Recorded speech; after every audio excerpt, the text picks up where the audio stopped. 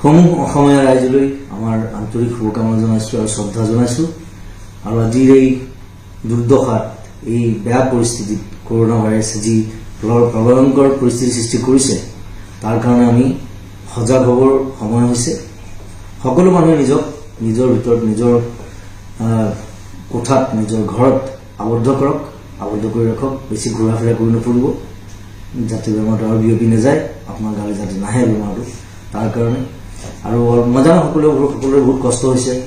আমাৰ কষ্ট হৈছে আমি বম্বেলে কামত আহিছিলো কামত আহি পেলাই আমি আবদ্ধ হৈ আছো আজি কিবা দিন হ'ল ইয়াত কাইলৈৰ পৰা শুনিছো ফ্লাইটৰ ব্যৱস্থা বন্ধ কৰা হ'ব কিমান দিন আমি ইয়াত থাকিব লাগিব নাজানো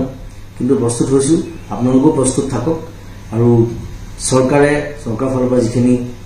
সমবেদনা হওক সহায় হওক আগবঢ়াইছে তাত আপোনালোকে উজান দিয়ক আপোনালোকেও